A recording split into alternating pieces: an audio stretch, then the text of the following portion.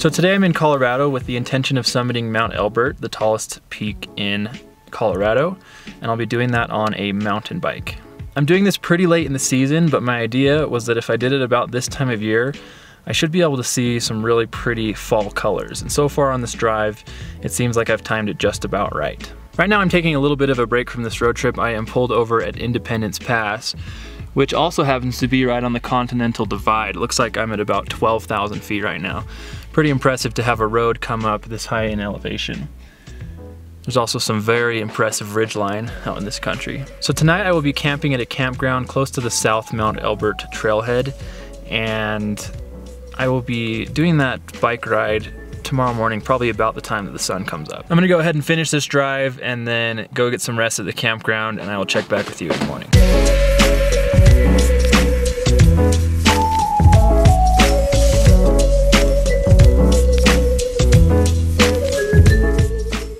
Hey, what's going on? So I am here at the South Mount Elbert Trailhead. It's a little after 5 o'clock in the morning, and I'm about ready to start my bike ride. I slept pretty well overnight, aside from the couple coyotes that seemed to be practicing for the opera, which was a little crazy.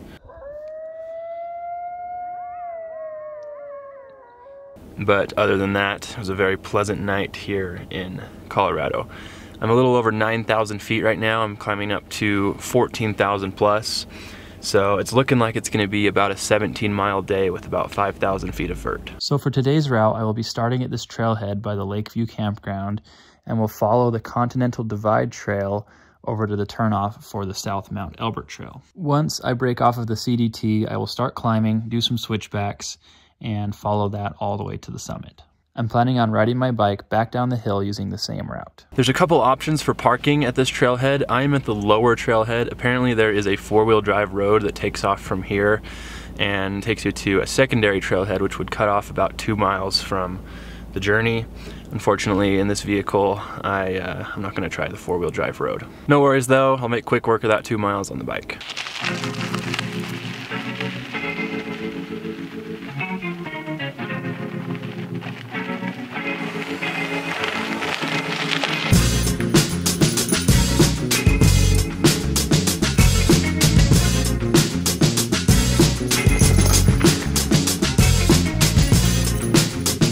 Okay, a little update here. So I have been on the Continental Divide Trail for most of the morning so far. And I just got to the turnoff where I'm gonna start climbing up the South Mount Elbert Trail. Pretty nice out here so far, skies are clear, and I think there's gonna be a little bit of calm wind today, but it should be pretty pleasant overall. I have been kind of spider webbing through a few trails. When I made it to that upper parking lot that I was talking about, I passed a few dudes from maybe India or something, and I think they went the wrong way. I don't know if there's a few different options for this hike, but I tried to convince them that the trail went this way, but they didn't listen, so hopefully they'll be okay today. These fall colors are absolutely gorgeous. I cannot wait to scream down this trail at top speed on the way down through this beautiful yellow tunnel. It's gonna be a lot of fun. Once I get well into the climb, I'm probably not gonna be riding the bike very much. It's probably gonna be a hike-a-bike for a lot of the day-to-day. But so far this trail is very well maintained and it's been very enjoyable.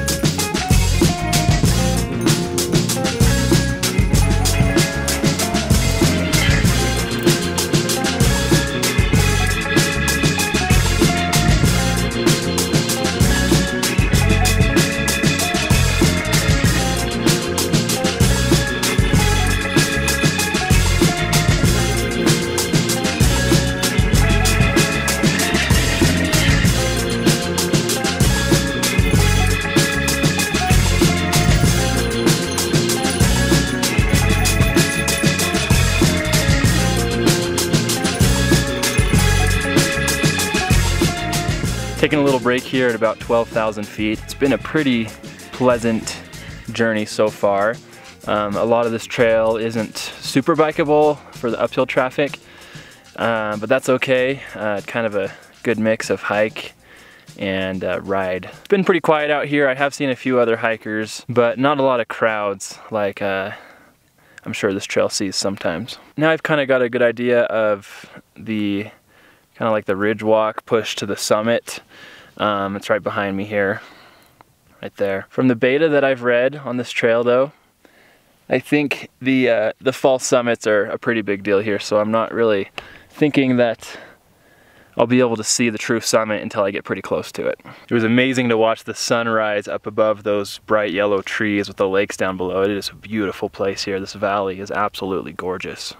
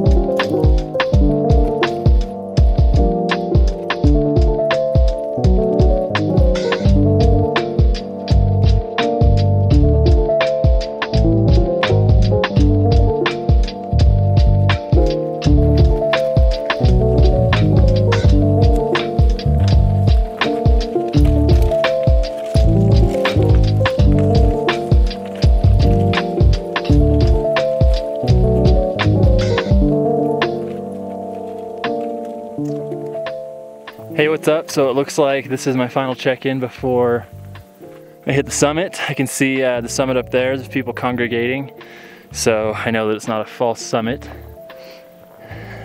Been pretty tough to push this heavy bike up this steep trail, and some of those rocky sections were pretty grueling. But overall, I'm still feeling great, and I'm excited to be close to the top. Starting to pass a lot of people coming down that are very surprised to see me up here with a bike. I am the only biker up here today. I think a lot of these people are kind of worried about me going down with how bumpy the trail is in a few sections, but I might walk the bike on a few spots. We'll see. We'll see how I'm feeling.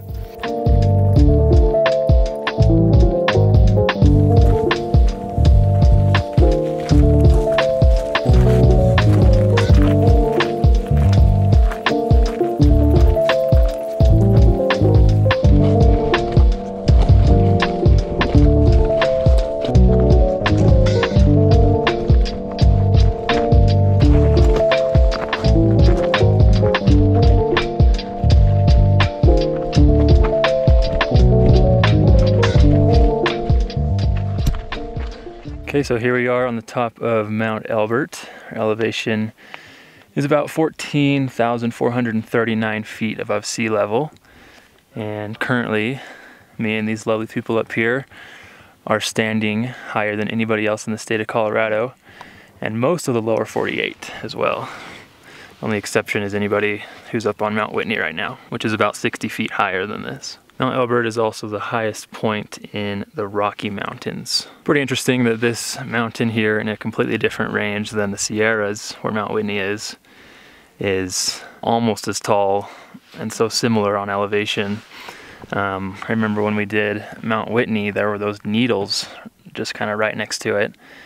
And I didn't think those were that much lower than Whitney was, but those are actually quite a bit lower than this is. It's really interesting. I was a little worried about making this trip today because it did snow up here about 2 weeks ago, and I was unsure if the trail would really be doable, especially with the bike or not, but all the snow on the trail melted, and it turned out to be an absolutely gorgeous day. There is no wind up here at all, and the sun feels amazing.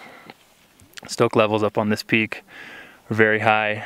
Everyone's excited to be up here, and we're just enjoying these sweeping views. So the ride down is going to be interesting. I'm probably going to be holding on for dear life for a lot of it, but there were sections that were somewhat flowy, so I'm looking forward to screaming down the mountain all the way back to the car. Pushing the bike up here was a serious slog. I had to carry it over some of those bigger rocks, and you know, the front tire is just always getting jammed into cracks and crevices.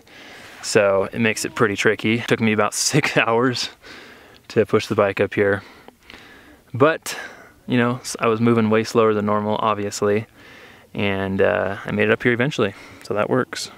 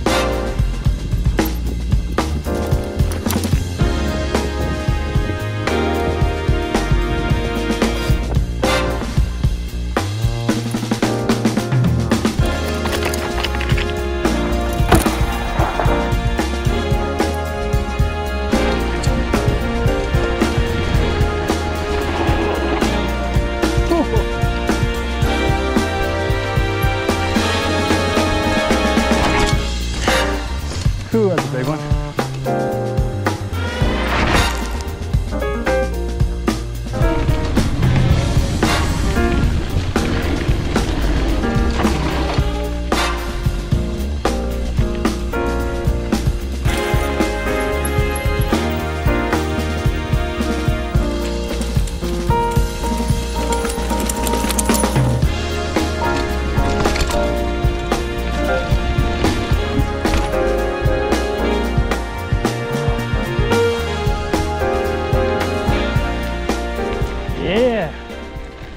Did it. Well, there you have it, Mount Elbert on a bicycle. It ended up being a pretty insane day. The lower, I'd say like the lower half maybe of the trail is pretty nice, flowy, smooth. There's some roots and rocks here and there, but nothing crazy. But once you start getting above tree line, then it gets pretty gnarly. There's just a lot of like rock gardens and just steep, loose rocks, stuff like that. So it made for you know, pushing or carrying the bike up, and then just honestly just hanging on for dear life on the way back down. Fortunately, didn't go over the bars or anything today, but did get a little nerve-wracking here and there. My Strava gives me 16 miles, about 5,000 vert. So yeah, pretty solid day. And you know, there weren't really any other people there doing it on a bike. I did pass one guy on a bike on my way down, but I was pretty popular at the top because it's pretty insane to push a bike all the way up to the top of Mount Elbert. This was my first Colorado 14er. It definitely did not disappoint, and only my second 14er overall. So pretty exciting. Now I have the first top two highest points in the lower 48 bagged. Thanks for joining me today. My name is Kent, and kind of my project right now is I'm trying to knock out all of the 50 state high points. I have done 15 now. That puts me at 15. And I need to start knocking out the east, because I've done everything in the west except for Denali, Rainier, and Gannett so far. And there are many high points in the east that honestly, a lot of them are totally doable. It just is a matter of getting out there and spending the time. If you would like to see any of my other state high point videos, I will link them down below in the description or at the side of the video here. And I really appreciate you watching. Thanks again, and I will see you in the next one.